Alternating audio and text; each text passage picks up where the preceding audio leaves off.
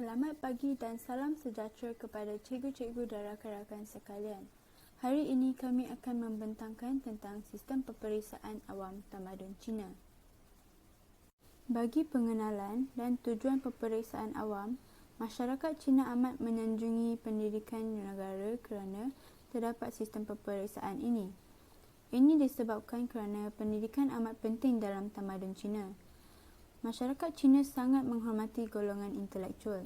Tambahal pula, kerajaan bertanggungjawab menyediakan keperluan dan kemudahan pendidikan seperti menyediakan rumah guru, rumah penaung yang kaya, rumah berhala dan pondok.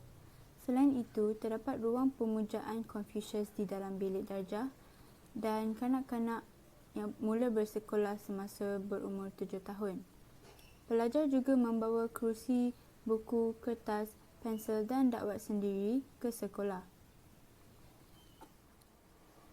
Peperiksaan ini dianggap terbaik oleh masyarakat Cina kerana jika meniru akan dihukum mati. Mereka juga ada peraturan yang ketat dan semua rakyat berpeluang menduduki peperiksaan ini. Peperiksaan awam ini adalah sistem peperiksaan yang telus.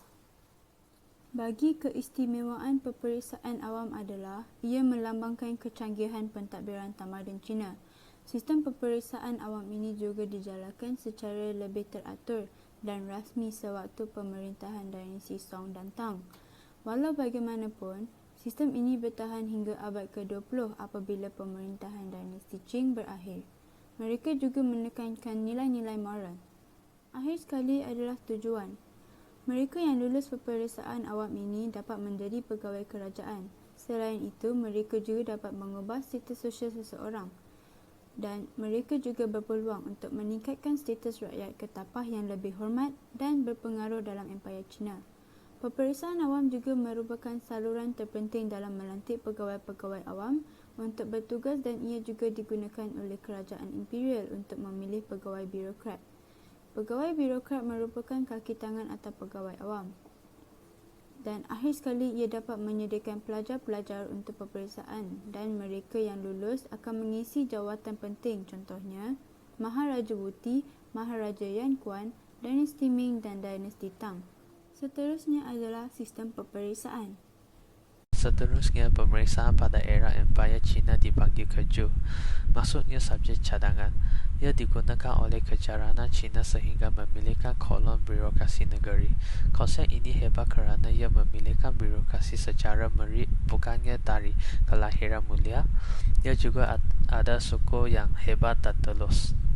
Peperiksaan ini juga mempunyai peraturan yang kuat. Pemeriksaan ini bersuku sebagai 3 tahap. Tahap 1 adalah suitai, ia sepadan dengan ijazah moden. Tahap 2 adalah cunjen. Tahap ini sepadan dengan ijazah master. Akhirnya tahap 3 cinshi, ia sepadan dengan ijazah doktor falsafah. Peperiksaan ini juga sungguh tegas. Meneliti yang ditangkap menipu akan digantung. Meneliti juga akan dikunci di bilik peperiksaan untuk menggelarkan penipuan selama 3 hari. Selama 3 hari ini, dia akan diberikan makanan dan minuman. Tahap 1 akan dijalankan 2 kali setiap 3 tahun. Tahap ini dianjurkan oleh Majlis Pandai Individu. Tahap 2 dan 3 dijalankan 1 kali setiap 3 tahun dan akan dianjurkan di ibu negeri. Setelah lulus tahap 1, meneliti boleh diupah sebagai pegawai kerajaan. Seorang yang lulus tahap 2 dan 3 boleh diupah sebagai pendidik negeri. Peperiksaan awam tamadun China telah membawa kepada pelbagai sumbangan tamadun China. Antaranya adalah dari segi penghasilan teknologi China iaitu perkembangan penciptaan kertas berlaku untuk digunakan semasa menjawab peperiksaan awam. Orang China adalah bangsa pertama yang mempunyai teknologi untuk menjadikan bahan seperti kulit pohon mulberry dan bahan terpakai seperti kain buruk menjadi pulpa dan akhirnya diproses menjadi kertas. Kemudiannya, teknologi ini telah sampai ke negara Eropah dan negara Islam menjelang kurun ke-13. Penghasilan kertas ini telah diinovasi oleh masyarakat dari semasa ke semasa supaya lebih senang diproses. Pada masa kini, masyarakat dapat menghasilkan kepingan kertas yang lebih napas dan rata disebabkan oleh penekanan terhadap gentian. Bahan yang digunakan pula ialah pulpa kayu daripada pokok kayu pulpa seperti spruce dan teta. Bahan gentian sayuran lain termasuk kepas, linen dan hemp juga boleh digunakan. Bahan-bahan ini akan melalui 3 proses mudah dalam penghasilan kertas, iaitu penyediaan gentian, pembentukan menjadi kepingan, seterusnya proses penggirangan. Selain itu, peperiksaan awam tamadun China telah membantu memajukan bidang kaligrafi. Dalam tamadun China, kaligrafi diberi penghormatan yang paling tinggi. Kaligrafi mempunyai keunikan dalam membayangkan kemurnian dan kualiti seseorang ahli kaligrafi dari segi bukan personality. Kaligrafi lebih tersebar mulas di mana ia boleh dijumpai sama ada dalam bentuk batu bersuat yang terletak di pintu tembok, kuil-kuil, papan tanda, gerbang kermohat, tiang bangunan dan di rumah-rumah. Skor yang tergantung berpasangan dan mengandungi tulisan sepadan hampir dapat dilihat di seluruh tempat. Kaligrafi menggunakan bahan-bahan antaranya dakwat, berus, kertas dan kadang-kadang sutera. Kedua ialah sumbangan peperiksaan dari segi ilmu matematik. Ini kerana sistem peperiksaan melahirkan masyarakat yang berpendidikan.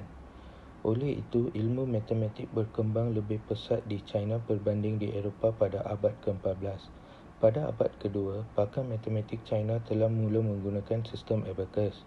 Walaupun alat itu tidak digunakan secara meluas pada abad itu. Selain itu, ahli matematik China juga telah dapat mengenal pasti nilai pi, sistem pecahan dan sistem perpuluhan, di mana sistem ini masih digunakan sehingga hari ini. Tamadun China juga telah menyumbangkan karya matematik yang ditulis oleh Cao Pei Xuan, di mana ia berkaitan dengan kalender, pengiraan masa bayang-bayang dan mengandungi catatan matematik. Seterusnya, karya Chu Chang Xuan yang mengandungi 9 bab mengenai kira-kira ukuran dan beberapa teori matematik.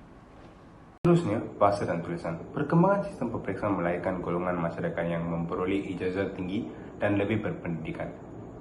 Seterusnya, membawa kepada kesempurnaan dan kemajuan bahasa dan tulisan Cina. Bahasa Cina merupakan bahasa yang kekal dituturkan serta digunakan sehingga hari ini dan dikenali sebagai Hanyu. Tulisan Cina dikenali sebagai Hanzi, tulisan Han.